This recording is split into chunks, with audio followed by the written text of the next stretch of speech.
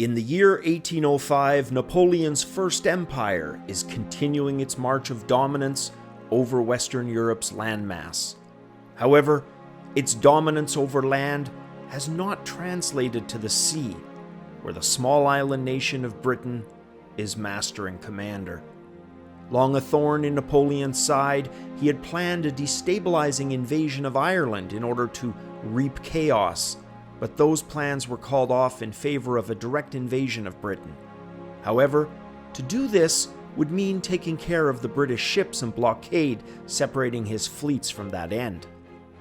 Thus, a plan was formed to break through the blockade with Allied ships, to rendezvous in the Caribbean with the naval forces there, and to then head back, break the blockade at Brest, and then clear the waters of Western Europe of every last Britannic ship. The battle that resulted was a battle that would determine global naval superiority for the next 100 years. While the British faced invasion with a loss, Napoleon would win or lose, continue with his continental gains and progress. British naval superiority was also assisted by the French Revolution, which saw some of France's best officers executed. Many of the ones who did survive either fell out of Napoleon's graces or were elsewhere on the other side of the blockade. Napoleon had ships in the Mediterranean off Toulon and others on the North Sea Atlantic side of Brest. Vice Admiral Lord Nelson, now in charge of the blockade, maintained a looser one than his predecessor, Admiral Cornwallis. This looser blockade would aid the French Admiral Villeneuve during a storm, which blew many of the British ships further apart. Seeing his opportunity to break the blockade, he was able to dart through the Straits of Gibraltar and cross the Atlantic.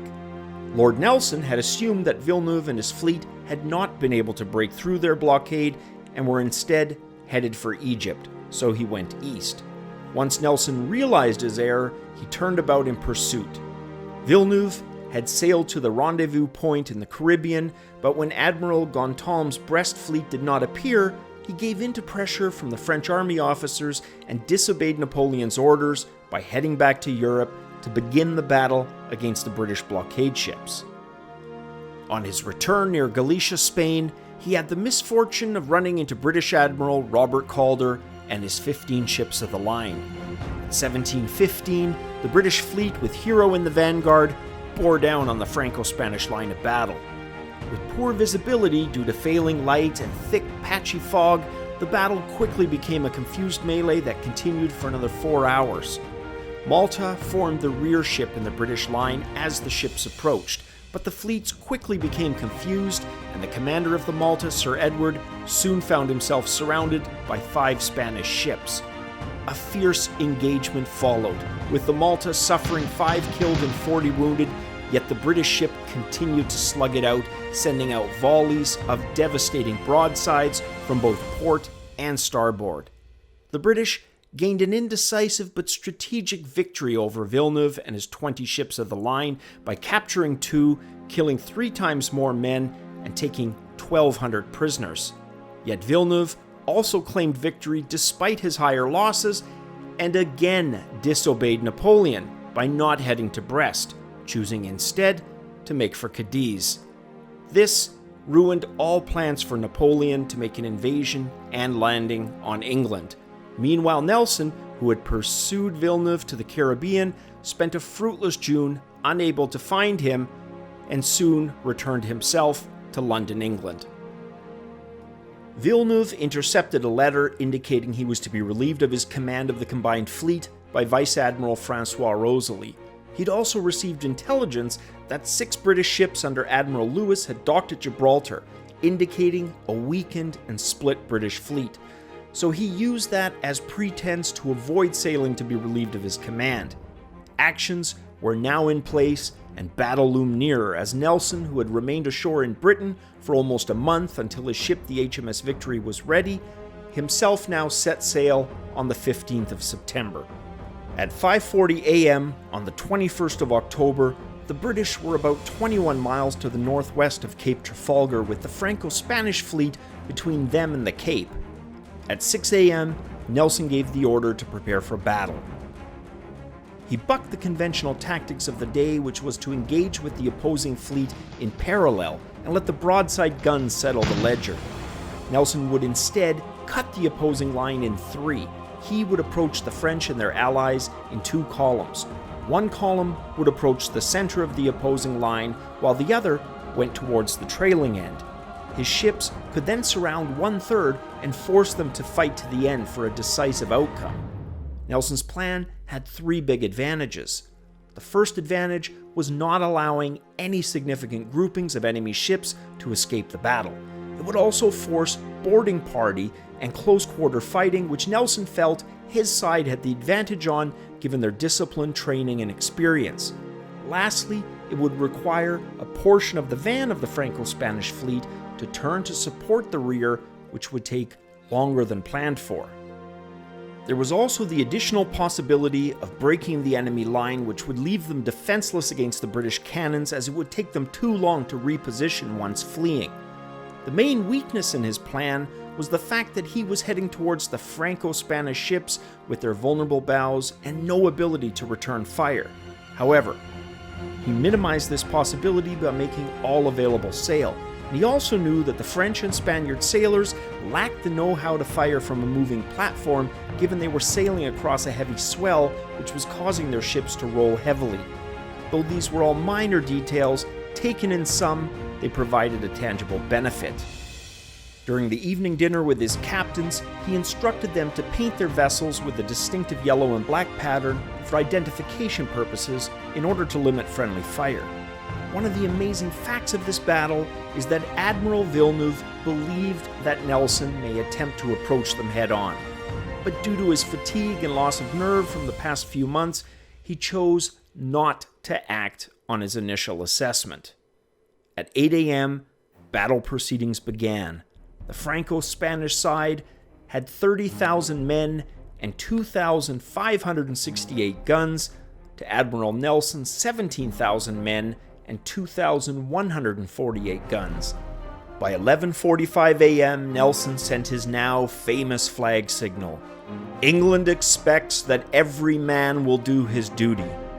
At the battle's opening, the Franco-Spanish ships were in a ragged, curved line that headed north.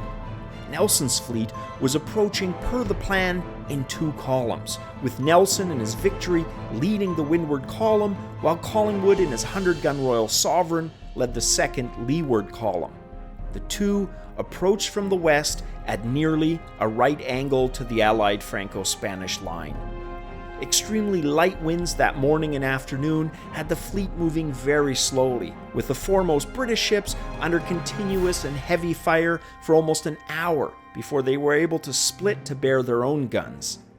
Then, just after noontime, Villeneuve sent his signal to engage the enemy, and his Faugu fired its first trial shot at the Royal Sovereign, which, having recently had her bottom cleaned, was moving faster and outran the rest of the British fleet. At the same time, Admiral Nelson, at the head of his column in HMS Victory, made the feigning turn towards the Allied vanguard. The Royal Sovereign neared and came under fire from four Allied ships, Faugu, Indomitable, San Justo, and San Leandro, but then broke the line just astern of Admiral Alava's flagship, the Santa Ana, into which she fired a devastating double-shotted raking broadside. The rest of Collingwood's column began to fan out and attack the ships to the rear south of the Allied line.